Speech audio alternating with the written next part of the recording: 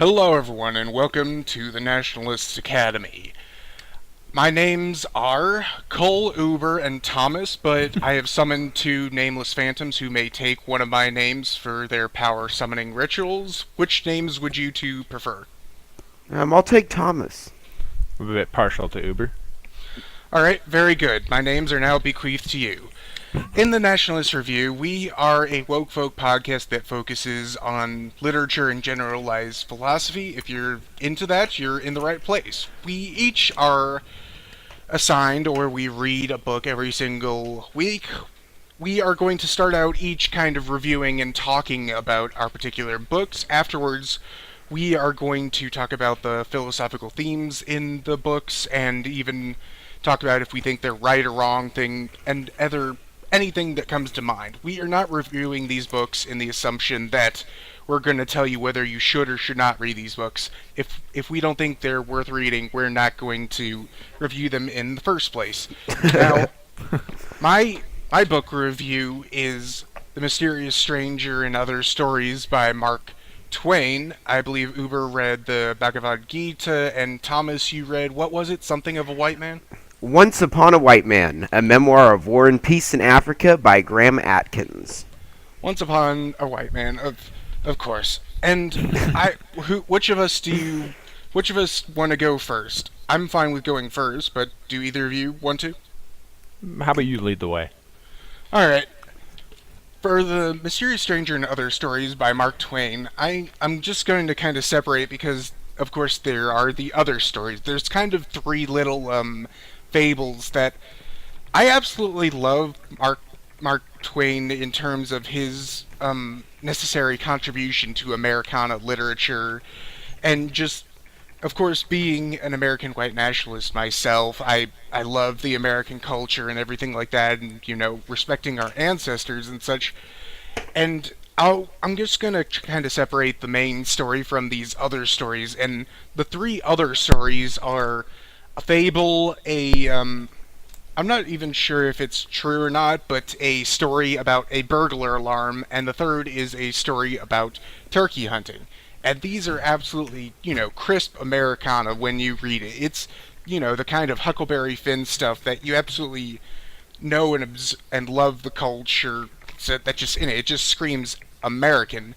Now, the turkey and the fable are less interesting ones. The fable basically revolves around an artist creates a painting and sets it up in a way that you see it by looking into a mirror, that you're and as he puts it, now the painting's beauty is doubled, and the house cat is, as along with all the other animals, they're anthropomorphized and personified. And the house cat just, is telling all the other animals about how great this painting is, this wondrous flat thing that you look into a hole and you see. But the problem is, at first they're very skeptical, and, and Mark Twain is kind of subtle, not really, but subtle in this, that the ass is the first one to be skeptical and saying, I've never seen such a beautiful flat thing that needs so many words to say something so simple as beauty, so I don't believe it's real. And so the king of the animals, the elephant, says, why don't you go and look at it yourself and tell if it's real? But so, because the ass is ignorant, he goes and he stands in between the painting and the mirror, and when he looks into it, he sees nothing but an ass. He comes back and says, the cat lied to all of us. All that was in the he doesn't say a mirror, they call it a hole in the wall. All that was in the hole in the wall was an ass.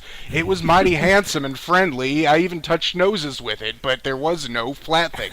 The cat is a filthy liar. And so it goes on. One of the animals says, well, this is weird. The cat never lied to us before. I will check. 2 witnesses is obviously better than a single witness. So I forget which one next. It doesn't really matter. Let's just say the moose. So the moose goes and he looks into the mirror and he says, both the cat and the ass lied. All that was in there was a moose. And so it goes on with each of the animals, and the whole moral behind this fable is that when you look at something, and I think he uses specifically art and literature, that you can get whatever you want out of art and literature as long as you unconsciously put yourself in between yourself and the literature in the lens of your mind. And it's a nice little story. If I actually I highly recommend the audio book, The Mysterious Stranger and Other Strangers, Other Stories by Ted DeLorme. He, in the very beginning, it's kind of bland's not the right word, but he's less enthusiastic. But as he gets on, he gives the characters voices and everything, and he also does a very good job with these with the fable and other stories at the end. He's really into it by then. So if you just want to hear the other stories, which is only like maybe a 20-minute listen to, you just need to listen to the 12th segment or chapter 12, as he puts it. Now, the second story that is the second less important one, I'm going to get into my favorite one at the very end of this little part about the other stories. The second one is about him hunting turkeys. He talks about, in his youth, his brothers and his father would hunt turkeys, and they were skilled marksmen who, when you dog a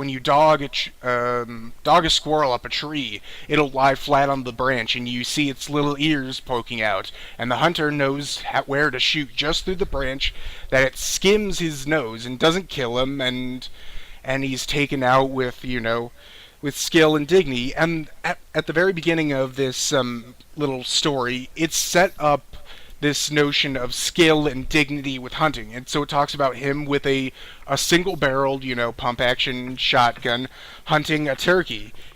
And another theme about this little kind of story is nature at the same time both gives all her children, as he puts it, he's referring to animals, both the means to save itself and also to damn itself. By the turkey, it has a perfect turkey call within its own self. By blowing through the thigh bone in the right way, the turkey call is produced with such an astounding similarity that no other turkey can differentiate it. So in this way it damns itself, but in the same way nature gives it a way to save itself. So when the turkey and it basically goes through the story of he's chasing the turkey, and the turkey is faking. It's acting like it's lame, like it's limp and injured, to try to ruse him along, to draw it away from her chicks. And so it would purposely wait for him whenever he got tired, and whenever he would get closer, it would just be a hand length out of reach of his grasp, because he didn't want to just blow it up with the shotgun, because when he tried, the turkey stood there, as he put it, the turkey stood proud before me, seemingly aware that I wasn't such a good shot, and I was ashamed to try to show off my marksmanship, so I resumed the act of catching this mother turkey. And it's basically a very nice little story that's kind of plays on these ideas of foresty fash and everything like that, and getting back to nature. But the third other story that I really love, and my absolute favorite phrase comes from this: I've had enough of that kind of pie. I love that turn of phrase that you get sometimes from these classic writers and things like this. But the basic story is Mark Twain is sitting in a train traveling and talking with a fellow passenger. I forget what he named him. I think it was something kind of Scottish, like Mick Masterson or something like that. But he's talking about an incident where he built his manor and they had a little bit of money left over, so the wife compromised, in quotes, with the husband to install a burglar alarm. Now, when me and the wife come to a compromise, this usually means that whatever she wants gets done and whatever I want is forgotten, and it's called a compromise. So they invest in a burglar alarm, but the very next day he finds a burglar in the second story. He was alarmed to this, not by the alarm, but because his wife smelled tobacco smoke and sent. And I'm gonna go into character of him telling it. And so the wife sent me to go and investigate. I came down, gun in hand, and found the burglar smoking on the second story. My first inclination was to smack him over the head with the pool cue, but because he was in between me and the pool cue rack, I inclined to disregard this and go with the second option. I said, "Sir, we do not allow smoking in this room. And why are you in this room in the first place without sounding the burglar alarm?" The burglar replied back to me, "My apologies, sir. If I knew there was a burglar alarm, I would indeed have rung it. Please do not tell my parents, because they are getting old and quite feeble and would be very distraught to learn that their son did not ring the proper burglar alarm in accordance with manner." And he also goes on, and on the issue of smoking, I have been in many houses before, and the issue of my smoking was not brought up. And so the man replies, "Well, sir, if you have done this in many other houses before, I cannot forbid you in mine. However, I think it is a sign of the declining times when a privilege given to a burglar would not be allowed to a pope."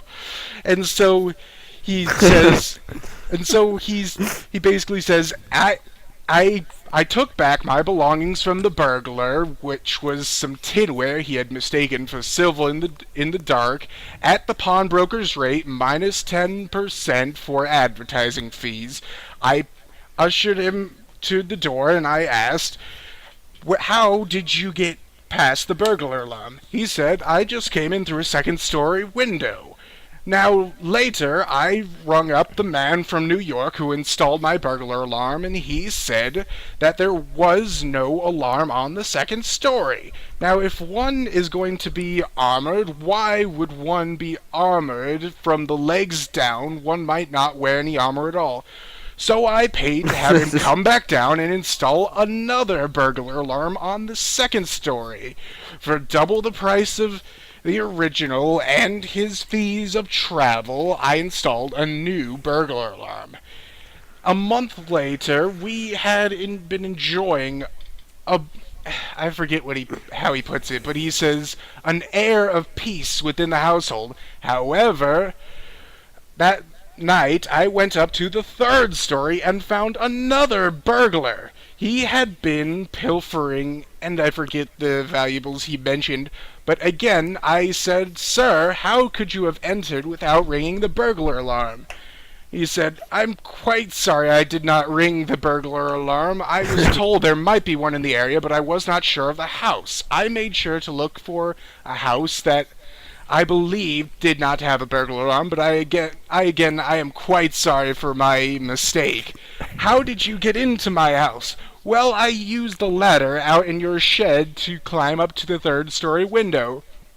I pawned the stolen merchandise from him, minus the 10% advertising fee and another 5% for use of my ladder, and sent him off on his way." And the story basically goes on about these hilarious, ridiculous situations about he goes and he calls the burglar alarm installer again to install on the third story, and then he says, "The alarm worked well for a while, but then the false alarm started happening. There was a large board that told you where the burglar alarm was going off. For every single room in the house, there was a big, huge switch of boards. Now, when that alarm goes off, it goes off. And this alarm is positioned right above mine and the missus's bed.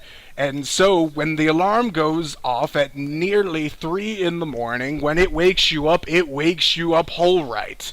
You are awake for a solid 18 hours of the most wide awakeness you have ever experienced." And he goes on about his absolute frustrations with this burglar alarm, and in the end, first, well, there's two hilarious situations that happen near the end. One is they find out that a whole den of burglars are basically living in all the rooms of their houses, because the police would never suspect the most notoriously well-protected house being filled with burglars, and then not having any guests to fill their rooms. And finally, at the very end, when they go off for summer vacation and the burglar alarm people promise to install the most sophisticated burglar alarm installed in the United States with like thousands of dollars worth of copper wire, gongs, bells, and springs. They come back at the end of the summer, and it turns out that the installation people also went on their summer break, and while they were gone, the burglars came and stole every bit of the burglar alarm. Bells, gongs, whistles, the whole thing. In the end, I told Mrs. It was McWilliams. That was the end. I told Mrs. McWilliams, I've had enough of that kind of pie. I then bought a dog to be my guard and shot the dog. And that is all I have to say on that. Good day, Mr. Twain. I absolutely love that story. I find it just absolutely hilarious. But getting into the main part of the story, the mysterious stranger, you can look at this in a few different ways. The kind of background of this is it was never a published book of his. He began writing it, and from what I understood, he wrote about like 7/8 of the entire book, and the ending is what was it had to be kind of like cobbled together from what they believed he was going to end it like, and I think that's it's kind of the weakest part if you look at it in a particular interpretation, but the way that I look at it, I think justifies it. Now, it is set in a very rural town in Austria, and it paints the landscape and the village absolutely beautifully. And the thing is, this is during the it's not quite during World War One. It's past the Middle Ages for a time of reference. I think the time this is set is like the late 1600s or so, and it sets it as a very Christian village. And the thing is, they get visited by, of course, as it's put, a mysterious stranger. It's a person who is a young boy like them, and he does miraculous things. He can produce fire without need of flint and tinder, and as one of the first things he does is he puts water into a cup made of a leaf and blew on it and threw it out, and it was ice, and it was, very charming and everything like that. And they discover that he is an angel. He's one of, God's, seraphim and everything like that. And here's kind of the main point that throws people, including readers, kind of for a loop. When he introduces himself, when they ask him, well, what's your name, he replies, Satan. And of course these little Austrian kids are freaked out by this, and they're like, are you the Satan? And he's like, no, I was just named after my uncle, as you put it in your human lineage terms and everything like that. And it goes very nicely into kind of a mythos of angels, of how old they are, how old they age and everything like that, and their interaction with time and everything like that. And I think it's very well done for someone in Mark Twain's time. And this kind of brings up this this beginning theme of things. It's not the very overdone theme of things are not what they seem, but it's a similar theme, that is, things that you initially believe aren't always, true or what they seem, or in this case, offensive and repulsive. And basically, it goes through these series of Satan, kind of messing with everyone, but he's doing it in a way that's kind of very critical of what he calls the moral sense. He views animals as much, as he puts it, higher beings than humanity, because humans are degraded by the moral sense. As he puts it, humans, they have the ability to choose right from wrong, and 9 times out of 10, the man chooses wrong. There should be no wrong and everything like this. And it kind of goes through the workings of this inner village of kind of like the internal town politics, because everything is governed by intense Christianity and everything like that. And one of the themes that I'd like to interpret from this is the whole entire story, it's a criticism of of superstition versus organized religion versus personal religion and objective truth. And it goes into this because the people are, with 16th century Austria, they're very superstitious. They believe in witch hunting during these things. They believe in, incantations and sorceries, and you'll be protected from witches as long as you have your rosary beads and crucifix on you and everything like that. And I think it does it very well. It just absolutely kind of completely. It's not a debunking, but it's a very good, almost Nietzschean style criticism of superstition, and it also criticizes organized religion in the next step because it gets into the topic of witch hunting. It gets into this topic of the Pope has basically one of the priests in the story, and kind of coincidentally enough, maybe Mark Twain was a prophet, but there are two priests in this village. One is Father Peter, and the other is Father Adolf. And Father Peter he's been excommunicated because his basic crime is he said that God was all love and he would find a way to save all his poor children. And as they put it, this was a horrible thing to say, but the Pope would not go so far as to excommunicate Father Peter on just the testimony of a single witness, so he's been permanently put on temporary leave and he's having, monetary troubles. And one of the things that Satan does is he just kind of, gives him a bag of gold ducats as the currency of the time, is to help him pay for his house and everything like that. But the astrologer, his enemy, the witness that said this, he basically tries to frame him and says that Father Peter stole the gold ducats from him and everything like that. And it's an absolute wonderful tale, even if you're in it just for the fiction, the story building, and everything like that. So it gets into this criticism of organized religion this way, and it does a very good job commentating on the human condition, and especially in relation to organized religion. One of the things he talks about is that I think he said only a small handful of people were ever even enthused and believed in the hunting and killing of witches in the first place. However, the human race and he basically says the human race are all sheep.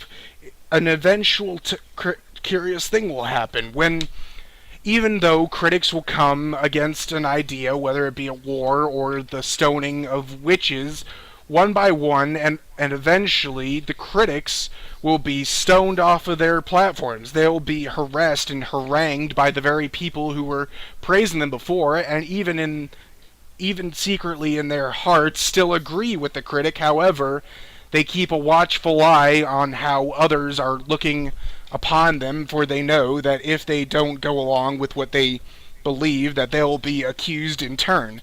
And one of the situations in which this is done is one of the boys in the story, one of the main characters, during a stoning and hanging of a witch, he was one of the ones who threw a stone, even though he hated it, and Satan laughed, who appears as just a normal boy to everyone else, because in the thing, Satan is almost, and I don't want to just say this as a kind of blaspheming thing, but that gets into the themes of the book.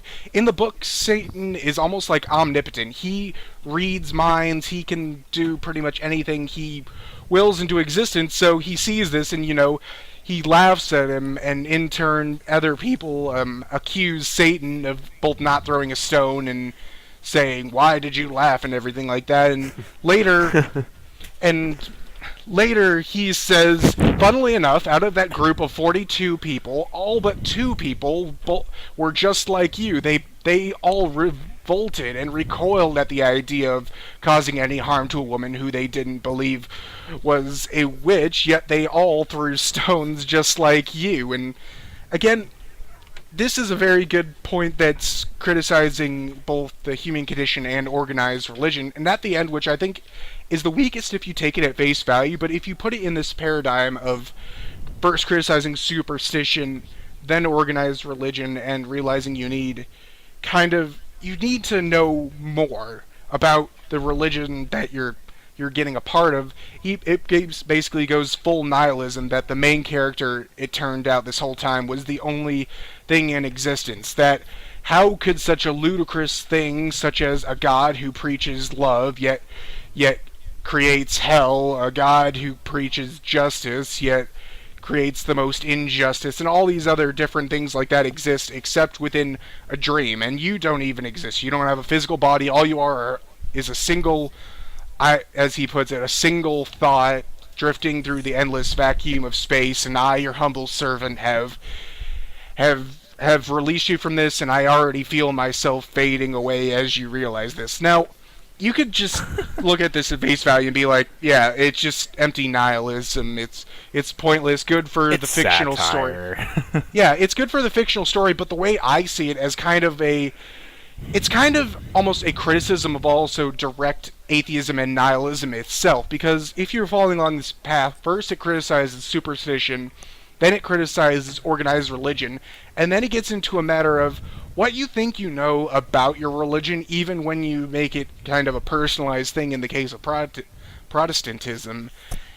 If you don't actually research it and have a philosophical and theological base of what is actually true about your religion, in this case it's Christianity obviously, and I'm Christian and I believe that and everything like that, then you're just going to end up with a complete rejection of religion and say organized religion is bad, and because of all these things that the organized religion has taught me not being true, obviously the whole thing is true, and then it gets into the whole nihilism of absolutely nothing exists except you being a solitary thought. And this was kind of like the transition for me. I at first was very into the organized religion thing. I didn't really question everything much, but then I kind of got into the rejection of it, and I kind of got more into mysticism and everything like that. So it's kind of the inverse of how it's going. But then I realized that looking into it, the organized religion wasn't actually what was,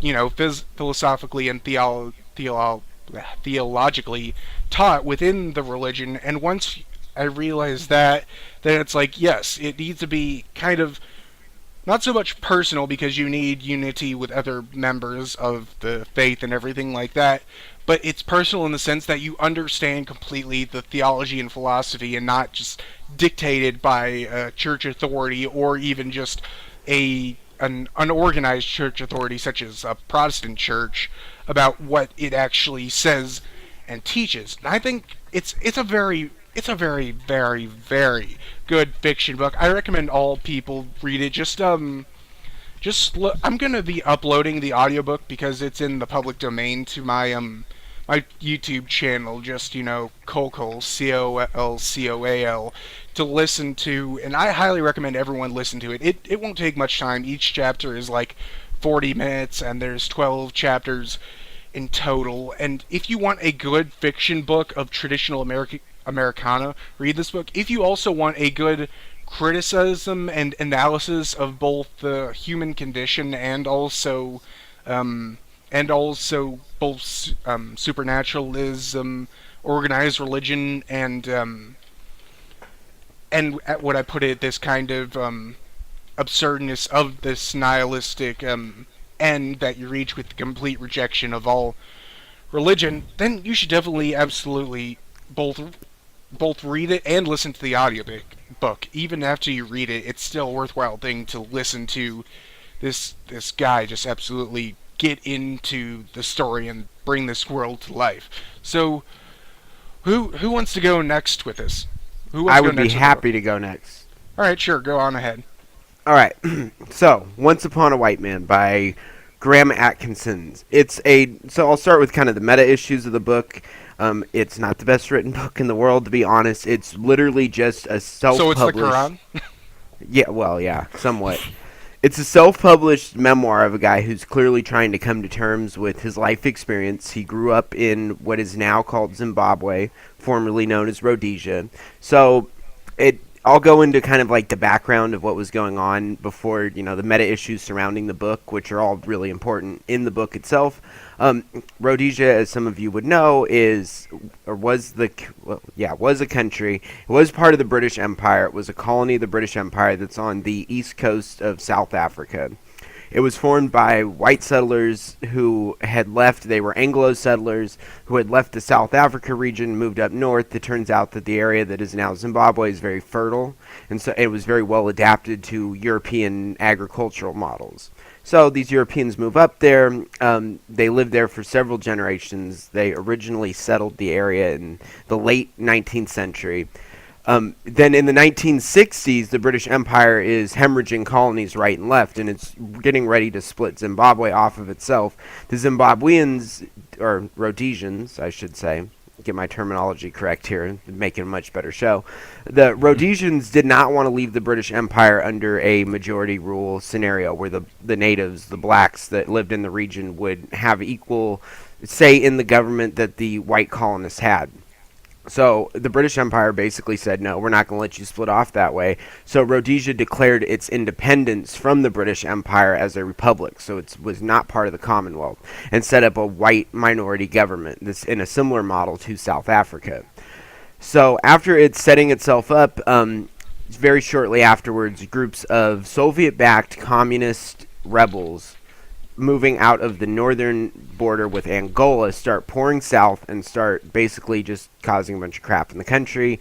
They, typical communist tactics, they rally up the people that live in the countryside, and this what's called the Rhodesian Bush Wars go on from the 60s into the 70s. At the end of the Bush Wars in the 1970s, Rhodesia is subjected to a really strong terror campaign right before they have a full franchised election to decide who will be the new president. And that comes after, crippling economic sanctions from the Western world, and Rhodesia just basically not being able to function as a country anymore with this war going on. No one's helping them except South Africa, and South Africa's not helping them very much because it doesn't want to also get sanctioned heavily. So what happens? Robert Mugabe, the general of the communist faction, gets elected president. And then, obviously, the country begins to decay. Though all of the economic sanctions are lifted off of it, though it normalizes its relationships with the Western world, most importantly with Britain, the country just starts to atrophy. Whites are systematically disenfranchised in the country. Very recently, within the last 10 years, they were actually all pushed out of the country. Well, the vast majority of them were pushed out of the country. And then it went into a crippling famine that it continues to go through today. Zimbabwe is the country that we all know has the $1 trillion banknotes that are still worthless. It has been horribly mismanaged. Robert Mugabe has not given up power. He remains in power to this day, though he's extremely old and he's just as incompetent now as he was then. All right, so instead of going through this man's life story, I'll just kind of give you some vignettes that are quotes that I've highlighted out of the text that I think really speak to not only kind of the situation this guy's going through, but also kind of the trajectory of Western society as we are now experiencing. So while he's in college, he goes to college in South Africa. While he's in college, he's your basic, shit lib. He's just an average leftist. He doesn't really understand the war. He's got these vague ideas about, equality and egalitarianism. And he gets in this really heated fight with a veteran from the Bush Wars who's also in South Africa going to college. And in the middle of that fight, or right towards the end of that fight, the main character, Graham Atkins, ends up beating this guy over the head, knocks him out, and dude is barely coherent, but he says one last thing as he's being dropped off at the hospital by our anti-hero, Graham Atkins. He says, "You don't get it, do you? They hate you as much as they hate me. They hate all of us whites, and all they want is to get rid of you and your family and destroy everything you own. You can moralize as much as you want about seeing both sides. But at the end of the day, to them, your family is white, and while you sit here in South Africa criticizing back home, it's only our soldiers that are keeping your family safe." So this, and very shortly afterwards, he gets recalled to Zimbabwe, or he gets recalled to Rhodesia because he gets drafted.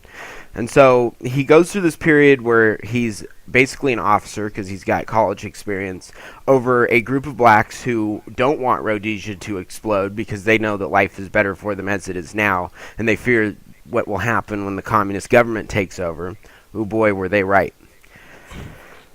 So he reaches the point where the election has happened. You know, the war is lost. He's in the war as it's lost, the very last year of the war. And he's thinking as everything is starting to unwind, as the war is starting to unwind now that Mugabe has gotten power. He's thinking about like what situation could redeem now what's now known as Zimbabwe, like how Zimbabwe can move forward. And he says, whatever those answers, it was too late to look for alternatives or to lay blame. Life in the unique privileged form that my grandfather, my father, and I had known it was over. 90 years of white supremacy had finally evaporated. Now the new Zimbabwe, in all its dancing, chanting reality, lay waiting for us outside the door. And that new reality that he immediately is exposed to is the extreme disenfranchisement of the white population from the government. They're almost completely kicked out of the government. He works for the government very briefly and has numerous run-ins that are explained in the book where, you know, the black officers that he's dealing with or the, you know, black company men he's dealing with won't cooperate with him because he's white. He has one situation where he almost gets killed simply because he's a white man, and this guy has been fighting white men in the jungle for the last 10 years, really not happy to see him, even though he's a government minister. And then he's dealing, then they start to kill the whites, right? We all know that this happened there, though they don't teach us this in history. The whites start getting killed off by the guerrillas, kind of ad hoc. The government turns a blind eye to it. They just kind of accept that it's happening. And so he's wondering, and this is his quote about this, he's wondering why the Western world isn't doing anything about this when, you know, when it was Rhodesia, they had a lot of things to say. They were sanctioning the country, and at that time, the white Rhodesians were not slaughtering the blacks of the country. So he says, surely, they asked of Western governments, you're quick enough to denounce the apartheid regime in South Africa, so can't you let these worst abuses in Zimbabwe pass without protest? Can you? Well, yes, they did. Big surprise. The Western world had nothing to say about it. And he's talking to a British person later, and he said, the British person says to him, or no, I'm sorry. I'm mistaking my vignettes here. So he applies for a job. This is a little bit later in the book. He applies for a job, and he goes into the job interview. It's at a college. It's as a lecturer. He gives the interview. Everyone seems very impressed with what he does. And then afterwards, he doesn't get the job. He asks the guy who tells him he's not getting the job. He asks him why. And the dude said, you never stood a chance. We were given a clear brief to find a black person for the job. Sound familiar, anyone? All right, moving on. So shortly thereafter, you know, he's married, he's got kids, things are starting to heat up in Zimbabwe, and he's trying to feed his family and having increasing difficulty finding any kind of job in order to do that. So he's pontificates a lot in this book about kind of the situation. That's where I'm pulling most of these from. And he says in this vignette, as he's still not able to find a job, and young whites like me, with energy and talent to offer, were vilified as racist and were deliberately sidelined from any meaningful role in the country's future. I'm sure that this is striking chords with the audience. You guys have to have felt this way before. All right, and then let me move on to, I think this is my last one coming up here. Yes. So he's realizing that he's got to leave. He's actually just applied at the Australian embassy for asylum in Australia, which Australia is the only country that's willing to give it to the white Zimbabweans. And he's reflecting on like how he's going to leave, or like the feeling of having to leave behind a homeland and, you know, flee somewhere else because it's no longer safe for you. You're kind of no longer welcome there, which speaks a lot to me as a Californian, just saying. So this is his last pontification that I will give. I realized that here was the core of my problem. I had a huge emotional ownership in this country. Zimbabwe was the land of my birth. My children were fourth generation. We, my family and my tribe, had painstakingly built this nation and its infrastructure over generations. Like middle-class missionaries, most of us had also tried to spread a gospel of honesty, fairness, and integrity. Now, emasculated by Mugabe's new elite, we were being forced to watch as the entire fabric of our country, roads and railways, hospitals and schools, sports clubs and libraries, forests and game reserves, freedom of the press, the rule of law, professionalism, respect for the judicial system, were systematically and deliberately trashed. The potholes in the road were not just potholes to me. The eyes of a beggar, not just another hungry face. Instead, these things spoke of a deliberate, orchestrated destruction of my country, its future, and its people.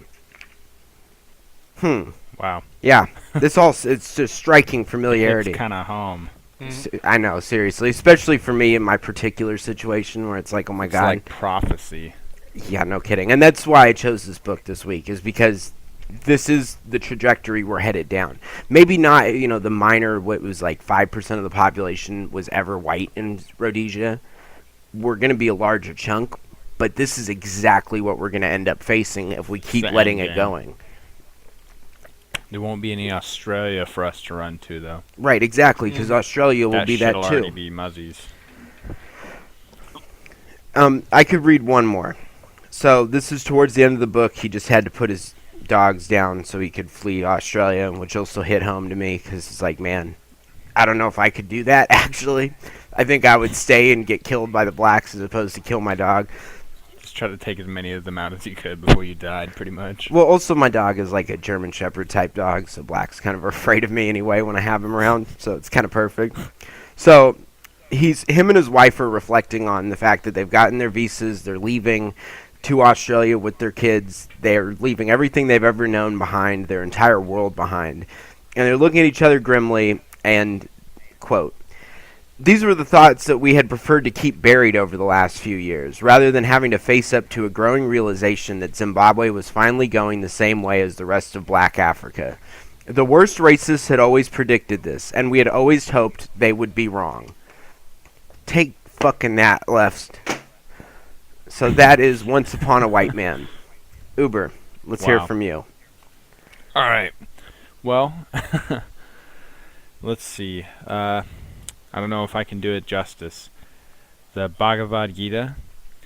It is essentially, so it's like the second oldest piece of Hindu Vedic literature, or prose rather, because it's almost kind of poetry. Let's see if I can find a date here. 500 BC, so it's rather old. So the kind of crux of the plot, I suppose, just kind of some background information more than less important than the religious or philosophical context, but it centers mostly around a character named Arjuna, who is depicted on a chariot with Krishna. And for those of our listeners not familiar with Hindu mythology or religious practice, Krishna is considered to be a almost kind of a Hindu analog to Christ. He is a I guess the word would be incarnation of one of their deities, a fleshly man sort of incarnation of a Hindu deity.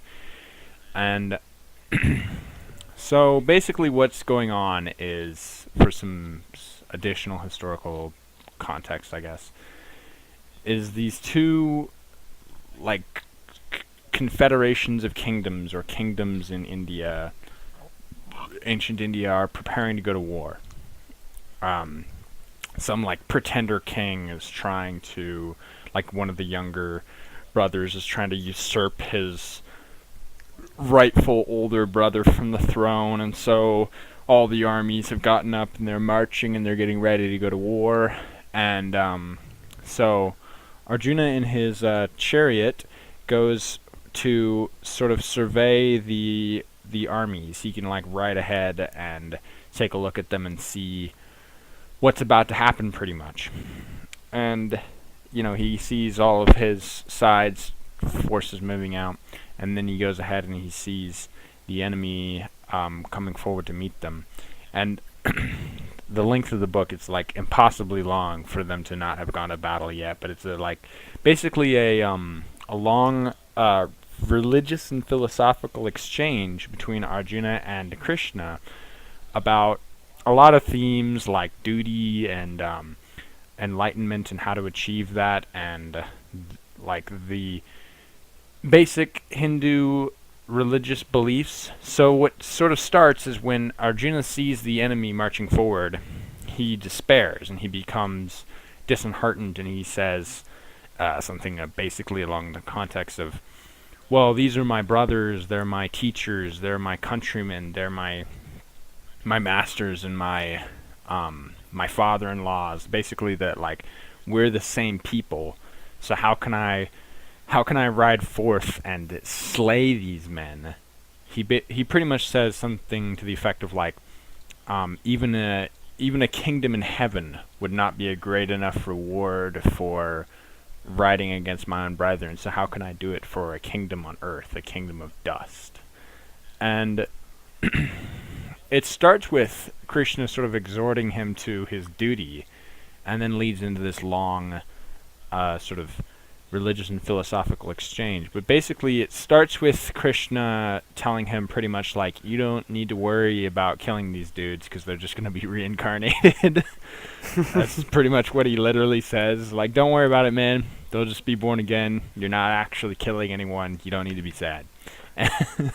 And then, Arjuna's like, well, tell me more about these things that you're revealing to me. I hadn't been aware of anything like this. And then he goes on to tell him, like, a lot of, I'll touch on the vague Hindu mysticism first, I guess, where he pretty much is like, everything is one, like Brahman is all, so every individual is not actually an individual, they're just a part of a greater whole. So like, when you kill that man on the battlefield, it's no more unnatural than like a lion eating its prey in the wild, or like water eroding a rock. It's not some kind of like perversion of nature. It's just what's destined. It's what's going to happen. Like, you can't avoid it. If you try to avoid it, you'll just be killed in turn. It's just what has to happen. And then he kind of talks about, like, so he tells him a bit about duty, like that if you sort of try to stray from what ultimately is your duty as the side of good to defeat these evil men, then you're going to be remembered as a spineless coward, because what was basically, he tells him what his thoughts on not wanting to fight against these pretenders is basically false virtue. That it sounds like virtue in his head because he's saying he doesn't want to kill his brethren, but it's actually just an excuse to not do his duty. That his duty comes before all, essentially. That if he doesn't fight for his nation to be ruled by just men, then he's dooming like generations of people to be ruled over by fools and tyrants, basically. So a couple of lives for that is ultimately not a great price to pay. But then he asks him after that, he says, like, what's the path of enlightenment and how does one reach it? And pretty much he tells him, and it's a very kind of like different perspective from our Western philosophical tradition. It almost kind of sounds like reminiscent of like what they say the Jedi stuff is in Star Wars. He says basically, like, there's two paths you can take to enlightenment. The first is of renunciation, and the second is of action. And that renunciation is easier, but action is more genuine. That renunciation is basically surrendering all passions and desires and sort of momentary fleeting reactions to things that are based in delusion. That the wise man recognizes that, like, momentary elements of circumstance don't really affect anything, and that there's nothing that can be done to prevent them or change their ultimate outcome or basis, I guess. So that the wise man pretty much is a stoic, that he has sort of joy that transcends any individual circumstance, and that's the path of renunciation, basically. The idea of like a Buddhist monk almost, although I guess this is Hindu, and the ideas are very similar. And but then he goes on to say that like renunciation is it's not easy, but it's almost easier than action. Because all renunciation requires is for a man to sort of be austere, to just say, well, I give up on this whole life thing. And that's not true enlightenment. That true enlightenment is actually like recognizing the fundamental truth behind renunciation, but then proceeding to action while not actually expecting or doing it because of any expectation of personal selfish gain because of those actions. That he refers to it as yoga, is the concept of like holy duty, basically. That the act of doing everything you do as a sort of offering or prayer, almost like everything is in fact spiritual. That there's no specific place that spiritual activity is relegated to, that everything is in fact that. And that if you live in that mindset, that is true enlightenment, and that's how you reach unification with the One, or Brahma, or enlightenment, or avoiding the cycle of reincarnation, or whatever you want to call it, I guess. So, yeah, that's basically it. If you guys wanted to talk about any of the specific books now, ask any questions about each other's, Yeah. I could answer more questions than like just rambling about it, I guess. It's kind of heady, so it's hard to just like talk about it with a consistent train of thought. Yeah. Well, it also was written, 2,500 years ago. Yeah, this is a really good translation, apparently, from what I read in the introduction, and it seems very clear to read. I do come from a background of having studied Buddhist texts, so I'm familiar with some of the religious ideas to a degree, but it seemed digestible to me. All right. Well, who wants to ask questions first? Go for it. Well, not really questions, but it's bring up this topic. I don't think that at least for American whites, that kind of looking for this original ancient Aryan in the northern part of India or Iran or that other general place. I don't think that's like a worthwhile endeavor. What do you all think? I am actually very much into not necessarily looking for the original Aryan, but just like the incorporation of kind of the pre-Christian, kind of Indo-European generalized like Tommy's a pagan. worldview. Yeah, I'm not a Christian, full disclosure here. Whereas I would say that I think worshiping the, no offense to any Christians out there, but worshiping the Jew who was crucified is not very helpful either. Maybe from a more Nietzschean criticism that comes from, but personally, 6 to 1, half dozen to the other, whatever you find is more useful for you personally, I'm totally whatever fine with. helps your struggle is useful, Right. ultimately. I don't know about it's a meme to me, Cole. Like sometimes I joke about Buddhism or Hinduism or whatever being the proto-Aryan religion. I don't I don't think that's literally true.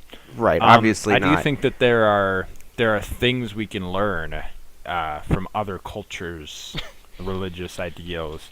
Like we can not necessarily like embrace them or adapt them because they're not ours. Right. But we can either find valid criticisms of them, reasons why they won't work for our culture or our people, or we can even take certain elements of them that we think are helpful or complementary to our particular culture's ethics and values. And I would avoid the word like syncretism or something to that effect, but just sort of like, oh, That's neat. I'll use that. Well, Kind I of. mean, look at the way that the Kali Yuga is used within this movement, specifically tying back to whose name now I cannot think of because I'm trying to make a point about him, Evola. Like, Right. there are elements within the Eastern thought that are useful to us, but it is Mm. important to notice, if you are going to delve down into that, that there was what the Aryans brought, the Vedic religion, and then there was 3,000 years of that mixing in with the local kind of belief systems and the Mm-hmm. experience of those peoples in the Indian subcontinent that definitely Right. muddy the waters, as well as, like, these books are Because 3,000 years old. right. Because one reason I chose the Gita specifically is because I read somewhere that Heinrich Himmler always carried a copy with him and would read it, and had his SS officers read it as well. So I was curious if you guys wanted to talk about like what did he mean by that, pretty much. Well, you do your duty, even though you're not going to like it. I mean, Do my duty. Well, Oh well, with that, yeah. I think it's kind of reading into it and bringing out of this, because we do have to note that this is it is a religious text. It's not it's Mm. it's kind of getting. It's not secular. Well, no, right. no, no, not that. You can have philosophy that's religious and everything like that, like read Thomas Aquinas and everything like that.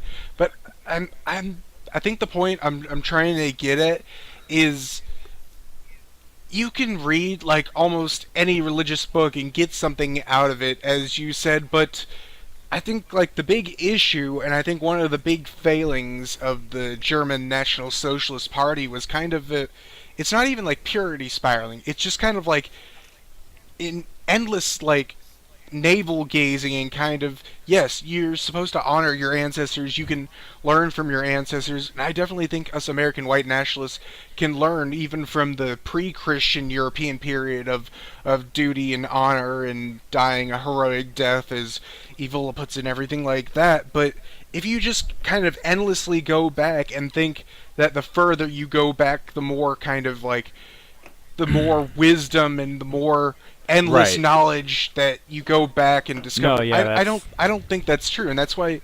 that's actually a really good point, and that's something I brought up the other day on the Woke Folk when we were talking about Spencer. I said he has been known to occasionally defend homosexuality by suggesting that it was part of Greek and Roman culture, therefore it's part of European culture, therefore it's automatically good. And I kind of made the counterpoint like, yes, and people shit into pots and poured them out their windows in that period of time, and that doesn't mean that we should just I disavow toilets. Like, it's like that's fucking retarded. Just because white people did that 3,000 years ago doesn't mean we should. Right. So I completely see what you're saying, that like just because our ancestors or traditions that we come from did a certain thing doesn't mean that we should automatically do that. Right. Or Exactly, endorse it or and something that I never published, but that I put it before, is traditionalism is not is not blindly following the not traditions, but the dogmas of your ancestors. In order to honor our ancestors who lived and built in log cabins, ourselves don't live and build log cabins. Instead, we honor them by improving the log cabin well, right. and It's understanding where it comes from, but at the same time making improvements to honor it. Right. I would also say that another failing that often happens when Westerners start to explore Hinduism, Buddhism, the Indian subcontinent dharmic religions, is they're using it as a replacement for a sense of identity that they won't take within their own people. Oh, right, absolutely. Because the only kind of identity for Westerners that isn't acceptable is basically a white racialist identity. Right. I mean, much less a Christian one. I mean, I'm not even a Christian, but I must recognize that there's a concerted cultural attack upon the Christian identity in many parts of the West. Right, So, exactly. which is why I'm very tolerant of Christianity, traditional Right. Christianity, because yes, there's something there that it's 2,000 years worth of our people interacting with this religion, so there is absolutely something there, but also that it's clear that the part of the deconstruction of Western civilization is taking out Christianity. Right. And Maybe I mean, I'm so susceptible to that myself, and that's why I'm where I am. yeah, so what you brought up, and I think that's, yeah, a very good point, that I think Eastern religion and mysticism is extremely valuable to study, like I said, at the very least, think of it as a know your enemy sort of idea. If not that, then yeah, you can think of it as like there is something useful to learn in every sort of philosophy or religion. But I do agree with the point that a lot of times what wisdom there is in sort of Eastern religious and philosophical traditions has been very much co-opted or sort of diluted when it's imported to the West. Right. Like 90% of the people who practice Buddhism or Hinduism in the West who are white are fucking shitlid pieces of Mm-hmm. trash. Like 90%. no one, 99. yeah, I'm being generous. Like no one who practices Hinduism in the West who's white, like advertises the parts of it that are like duty and like yeah you have to go kill those people because they're evil. Like Mm-hmm. no one practices like lay-based Hinduism. Basically, it's all like oh, like Buddha said that we're all the same and shit, so that means refugees welcome. Like, Mm-hmm. it's people who can't, they have a fucking, barely a brain stem, and that's it. So they were taught that Christianity bad, and they desperately need some sort of identity in their life because all human beings require some sense of identity. So they just seek some form of identity that's not problematic, and they just adopt it, And that's true too. which is kind of ironic because that's almost a form of colonialism, like just adopting some other culture's Culture identity 'cause you appropriation. can't have your own. Right. Yeah, I know. I don't believe in that shit or preach it like, oh, you shouldn't culturally appropriate, but it is sort of ironic in a Mhm. way. Right.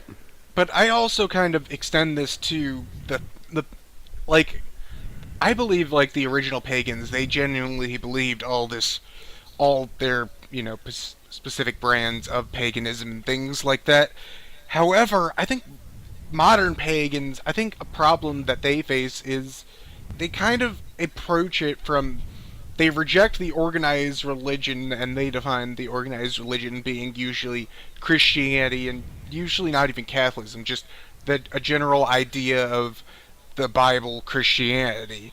So instead, when they Mm. kind of look for traditionalist roots, they instead convert in quotes to paganism. They kind of have this mindset of this is the ancient wisdom of the ancestors, and none of this stuff is really real, but everything is just a parable and everything like that. But I'm of the opinion that no, the ancient pagans they genuinely did have superstitions, and they genuinely did for the most part Oh, believe this stuff. sure. They believe that Of if you course. were chaste for Right. Apollo, then Apollo would Cool. honor you with his favor. If you gave a gift to Poseidon before you went on a sea voyage, that he would be more likely to honor you with his favor. If you raped a virgin, then Mm. it wasn't Dionysus. It wasn't Aphrodite. Zeus, No, no, practically. no. I'm talking about the goddess of fertility or whatever would curse you if you raped a virgin. Oh, Aphrodite Was or it Ishtar or some was it shit like Aphrodite? that. No. Aphrodite was the Grecian goddess of love, fertility, beauty. Yeah, then it might be that. Then seduction, that sort of Aphrodite would curse you. They genuinely believe this. It wasn't so much of a general a general principle of you shouldn't rape a woman because it's inherently bad to do so. Here's a fable illustrating that idea. But Right. It wasn't like Jesus' parables. It was it was genuine like they genuine actually things. believed Like that Zeus they existed. genuinely had explanations. Like Hercules threw a bear into the sky and created the Ursa Major, the Ursa Major constellation. So, but when atheists adopt these things, that's why people call them LARPers, because they genuinely don't believe all these different things. They don't read like the what's the fucking Nordic holy book. The Prose and Poetic Eddas Is is the that name of the Right. books. That's Snorri Snorrison's like saga yeah compilations. yeah like so like I was saying, they don't genuinely believe in all these things that Wotan did and said and everything like that. They don't genuinely believe Wotan actually exists, but that he's just a representative concept. And I think that's also a kind of it's it's inspired from Nietzsche, his general criticism and rejection of religion as a whole, but I think that's also a bad road to go down, and I also kind of saw that developing within the Nazi Party, and I honestly just really don't like the the people who cite table talks and say Islam is a much better religion for the European people because Hitler wanted a more warrior like thing. No, Islam lies to everybody about what it says, Yeah. but So and it's also kind of just picking and choosing. It's saying Islam, you don't Jesus actually Christ. believe in Allah or that Muhammad is the messenger of Allah, inshallah, and all that stuff. Because You're just kind of picking it up as like a new set of clothes, but that's not what it's almost what's like, supposed yeah, to be. new aesthetics, really. Yeah. I mean, if I may, Mhm. Cole, because I think you bring up good points, but I'd like to somewhat Absolutely, reply. you can counter Um, all my points. That's the point of the podcast. No, I'm not gonna. No, I don't. I don't have like. Oh, I will systematically reject you. I think you make good points. I couldn't. I couldn't be bothered to do that, honestly. I think you bring more autism to the table than I can handle. But I will say that like what I think. I think you're absolutely right that within our community there is a propensity for people who would probably otherwise be atheists to adopt paganism as some sort of like Volkish identity, metaphorical religion, if you could even call it An that. atheistic I guess. religion. Yeah, pretty much, almost like Pastafarian, but slightly less ironic, Mhm. I guess. More like Satanism. So they kind of are LARPers to a certain degree, and I've been listening to your criticisms quite keenly because I kind of feel myself being pulled in that direction more and more recently. So maybe you and me can discuss it more in depth after the podcast. Mhm. But I guess what I would say is my thoughts are that like that is true that Christianity at least has the benefit of like people actually practice it sincerely to this Mhm. day. But on the other hand, I feel like there is a unique and different set of criticisms that could be leveled at Christianity in particular when discussing like the things that led to sort of the downfall or downward slope of Western civilization. Like, I would suggest that the fact that Christianity is in fact so universal, yes, that it preaches like everyone can become a Christian and salvation is available Mhm. to everyone, like, is almost kind of like antithetical to the notion of being an ethno-nationalist and like believing that your people are uniquely valuable in and of themselves. Whereas a more Volkish religion, like you couldn't convert to like Chinese ancestor worship any more than a Chinese person could convert to Nordic paganism because you don't have any Chinese ancestors to worship. So, like I hear what you're saying, and I think it's a legitimate problem. But I think like maybe the Christianity has contributed to like the refugees Oh, welcome and mindset. I absolutely to a agree with that, certain and degree. I've come to a kind of conclusion about this, and this is a very long topic, but we're on a nationalist podcast, so we can get into this. So, There you go. so it's kind of a form of compartmentalization, and it's not. It has some supporting doctrine within Christianity, but this is the way that I kind of put it. You need to separate religion from the state. That's why I always on test, even though I'm very fundamentalist, I absolutely preach a secular state in my ideal state of white nationalism. The state is in fact very secular. It could be informed by the values of Christianity, such obvious things such as don't murder, no usury, and everything like that. But at the same time, you the way I view it as Christianity is meant to be a personal religion. The very defining thing is, well, first off, you ask the question, do you believe God exists?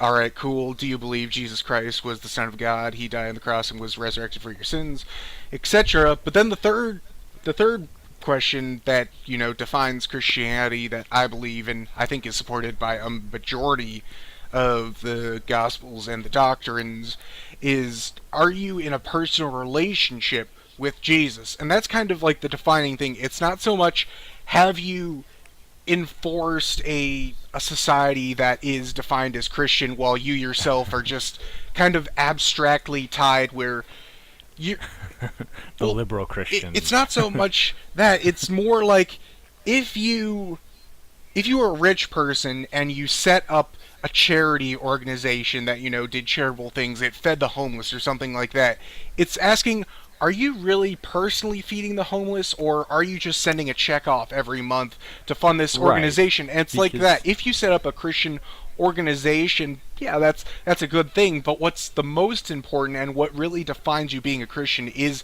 a personal relationship with Jesus Christ. right. And I can and see so that that's where I kind of absolutely think. So because when the I look at politics and say, all right, how can a functional government run? How can it maximize things such as the well-being of the people and things like that? I come to ethno-nationalist conclusions. But then I look at myself and I say, how can I personally be, in just the loosest terms, saved, or religiously woke, as it is, to maximize that? And that would be Christianity. It's kind of yeah. just kind of stupid to think, okay, I'm alone. Can I be an ethno-nationalist just by myself? No, you need a group to do it, and likewise, you Yeah, don't you need a need group to be Christian. So it's kind of separating the right. individual from the society at large. And another kind of, Yeah. I'll just add one more point to this. The particular Mm. text and doctrine that's used to preach universalism and multiculturalism and everything like that is through Christ there is neither Jew nor Greek, and everything like that. Yeah, that's very universalist. But if you look at the actual context of it and how it was done, the same pattern constantly appears in Acts. What would happen would be the disciples, in particular Paul, would go and he would preach to the Jews first in that local village, and he would say, "You are saved through Jesus Christ." And usually they'd be, moderately happy about that, not really too pleased either way. And then what would happen is they would go and preach to the Gentiles, the non-Jews in the area. But then after that, the Pharisees and the Jews in that area would get absolutely pissed and livid. They would absolutely reject Christ. Not only that, but they would go, Just literally reeing. not yeah, but doing it in a very subversive Jewy way. They would actually go among the Gentiles, tell Mm. lies about the people preaching, and get the Gentiles to also be Have them angry and arrested. cast out the disciples and everything like that.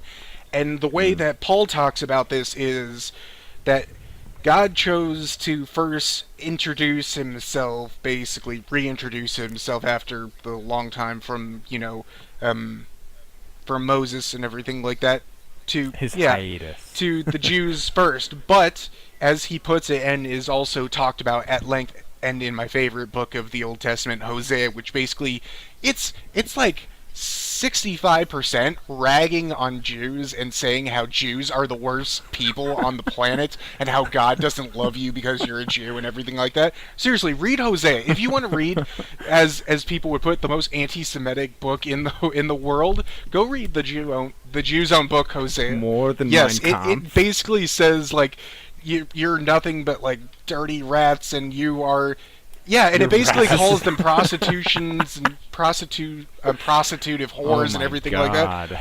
Hosea is Holy great. It's not even shit. that long, and at the very end it preaches that they can be saved. They won't be saved because they're Jews, because Jews are abominable. Their But hearts are if hard. you become saved through the Messiah and everything like that. But going back to the other point, the point, like Paul says, God came to the Jews first, but when Jews reject God, then the gift is shared to many other people. And Jesus says this, that at the kingdom there are many of, and kind of paradoxically, he also says the word the kingdom. However, in the original translation, the first use of the word kingdom refers to the actual kingdom of heaven, the kingdom of God, and the second kingdom refers to specifically Jews will be cast from the table, and there will be much gnashing and weeping and everything like that. So the basic formula Wow. is God gave this kind of gift to the Jews, and when the Jews were absolutely terrible and rejected the gift, he spreads it to all other people. He said, "Fine, it's no longer yours anymore." And that's where this idea comes from that yes, the Jews were the first people, but it's not this next personal thing isn't based on any doctrine, but I kind of like to think that God wanted to try to save the worst people, the most deprived people on the planet first, because, as Christ said, a doctor is in need Oh my amongst the sick, God. not the healthy. So it's Yeah. that's how that's kind of put forward to me. That's kind of a Holy shit. meritocratic thing that yes, everyone can be saved through Christ, but first you have to have the ability, to have this personal relationship with So you Christ, would suggest and some almost kinda Jews don't like have that. people are saved on an individual basis, not a collective Exactly. basis. But some background for like things you said, which I noticed and I kind of agree with from my own knowledge of at least interpretation of Christian theology, is Jesus spent the majority of his ministry preaching against the Pharisees. Excuse me, I said prophecies, whatever the fuck that is. The Pharisees, organized religious types who were extremely like hoity-toity, and you were talking about like if a rich person were to Set up their own charity. Yep. have a charity or whatever. There's one particular passage I couldn't tell you. You might be. Oh able to yes, tell me I know the fucking, exact passage you're book referring and to, and there's verse. actually two Are passages. you going to talk about the one where? Well, there's one where he says he compares and contrasts the sheep and the goats, where it says, there's the goats or whatever, the bad group. He says like, "But Lord, didn't I preach in your name and spread the Yep, good and word you do never all knew this me, shit?" begone. And he's like, "And yet you never knew me, be gone from my sight."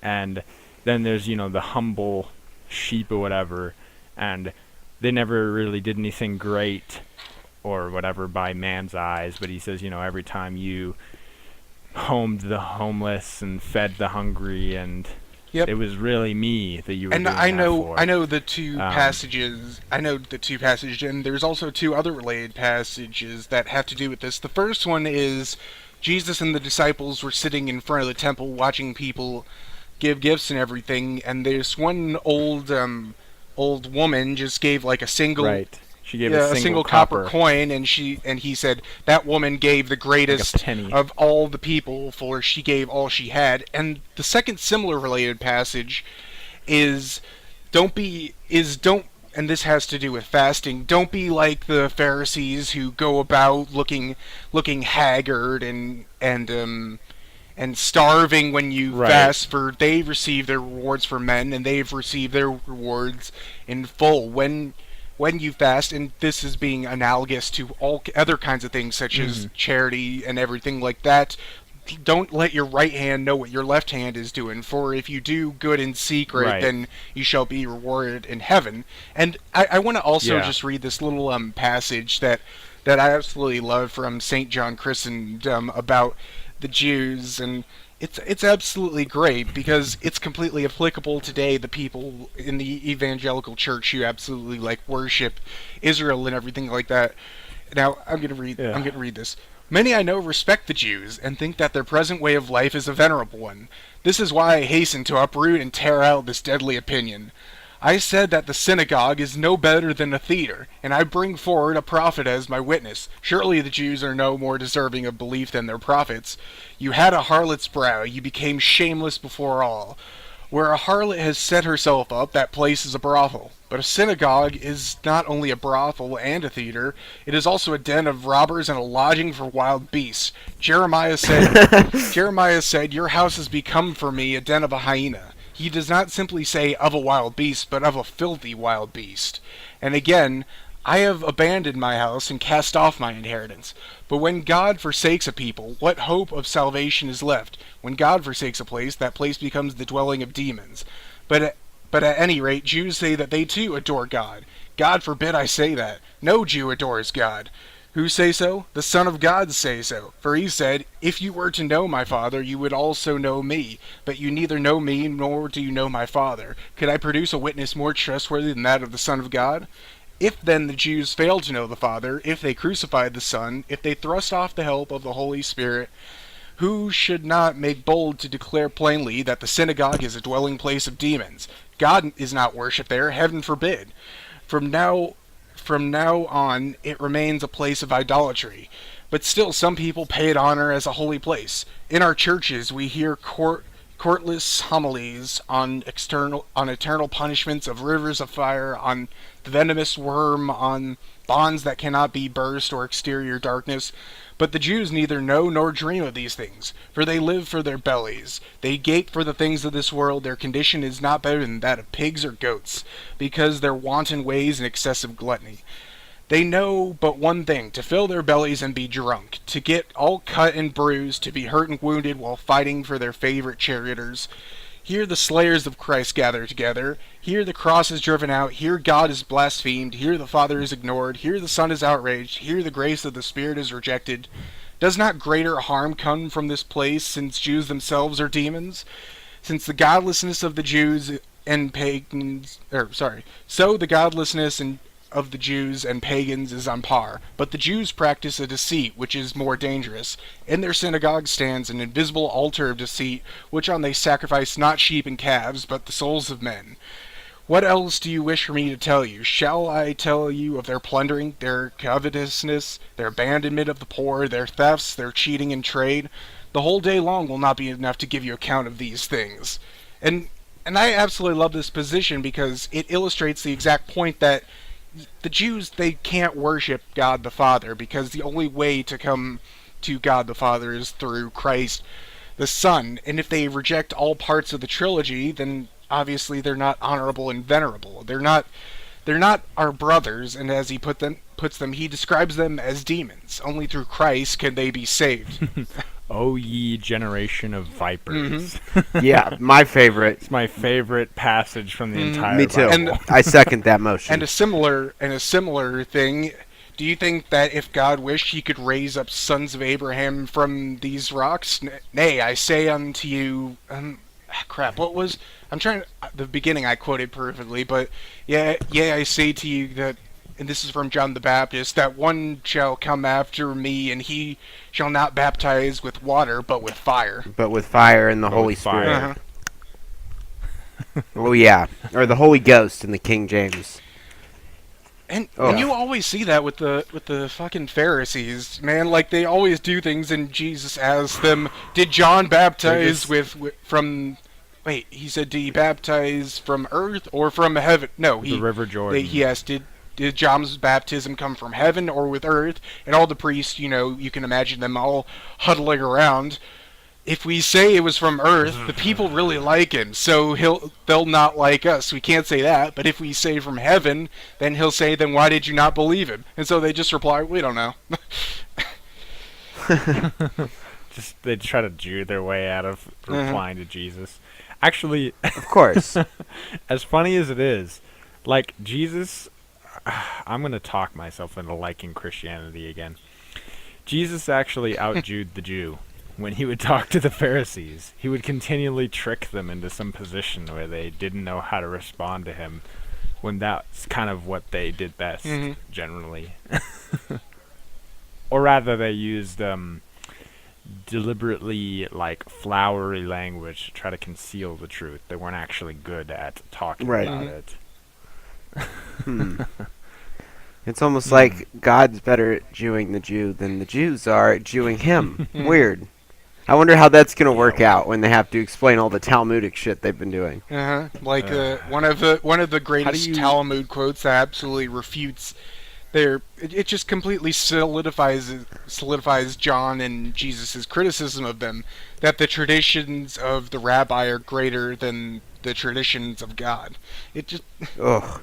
How much do you know about the Talmud, Cole? Because I haven't done extensive. I haven't done research, extensive and I need to, either. I just know the very basics. I recommend highly the documentary done by based, in quotes, Pastor Steve Anderson on the Talmud. It's Mm. Marching to Zion, and I love that documentary because it absolutely crushes the notion that the Jews are good and Christians have to support the kingdom of Israel. This is a small minor point I'll bring up. I'll do it less than like 4 sentences. But no, Israel doesn't. You don't have to support Israel as a Christian because the kingdom of God, the Israel, as it's said in the New Testament and spoken by the things, as Jesus puts it, my kingdom is not of this earth. The kingdom of Israel is the it's not the it's not a physical kingdom. It's this religious kingdom. The people who are Jesus's people, like the kingdom of heaven. It's not a physical place just because it's called Israel, even if it's inhabited by Jews. You don't have to like it, and indeed you shouldn't, because synagogue of Satan and all that stuff. Yeah. I mean, I don't know. I was asking mostly because I've seen some people kind of. It's sometimes it's hard to tell the difference between when somebody is memeing versus suggesting an actual like ideological or philosophical point, which is one of the weaknesses of our overall movement, I guess. But I've seen people memeing about a particular passage in the Talmud where supposedly they say the Virgin Mary is a whore and Jesus is boiling in semen forever in Oh hell. yeah, the Talmud absolutely other hates people Christianity and everything about it. other people talking about how the Star of David was never a symbol originally of the old ancient Hebrew religion, and that like I guess when they called it the Star of Solomon, I think, in this particular thing I saw. And they suggested that when the Israelites were taken into captivity in Babylon, that they adopted a lot of their horrible gods in addition to the ones they had adopted before their fall, and that and the Talmud basically suggests that modern Judaism is actually more like demon worship than actually the worship of Yahweh or of Well, yeah, our that is God, true. I Like guess, the if you the wanna. kind of the general sense of what is God in the Talmud is it believes that the Jews are literally God. They believe that each single Jew has kind of like a piece of God in them. It's not in the Indian. It's not in the Hindu sense that Sure. every single person is, yeah, Thing. yeah, Everything everything in is reality is in God fact as a part of whole. They Brahman. believe that for the Jews, every single one of them has has a piece, This little piece of yeah, a Yahweh piece of inside of God them. themselves, and yeah, But nobody nobody else else. except for Jews. And it's the Talmud is just one of like the Jesus most fucking Christ. terrible books. We should purge them just for that Yeah. reason. A little piece of God, huh? Hmm. Little piece of Yahweh. Because even because that was in what I read, right? The Gita. It suggested like every fucking person, every human being has. I'm sure you're both familiar with this to some degree or another. The idea is typically referred to as the divine spark. That some little tiny piece of Brahman or the universe or whatever the fuck you want to call it is inside of all of Right. us. It's And we return to him when we've done enough reincarnations or whatever the fuck. It's kind of like classical Vedic mythology, I guess. pantheism. It's classical that's- Vedic pantheism. Yeah, pretty much. But it's sort of similar to that, but not exactly the same. More egotistical on an ethnic basis, I guess. But I don't know. Jews have a long history of thinking they're special. Yeah, they are The special. original racial. They get kicked out of supremacists. almost every country they go to. But here's the thing: with that, chosen that's actually people. a good, that's actually a good thing from an ethnocentric point of view. If you want to have, and this is where it kind of separates, into the secular thing. If you want to have your own mythos about the uniqueness of your race and such like that, that's a completely fine thing. If Israel literally stayed to themselves and wasn't involved in all this international bullshit, if they literally stayed to themselves and practiced like Talmudic Judaism and believed they had a piece of God inside them, I would be, fine is not the right word, but I would be indifferent to that. And Yeah, here's one of the contented. least popular opinions that I have. I always I put it like this: in anarchistic collective politics, might makes right is the only moral. The so basically, I say we just cut off right now. This is part one, everyone. Take it. Thank you for listening. We're going to continue on with the philosophical discussion. The book reviews are done, and if you want to listen to particularly the audiobook I mentioned, I'm going to be uploading it to my channel, Cole, and see you all later. If you want to hear more just philosophical discussion, particularly about this religious topic, then continue on in part two.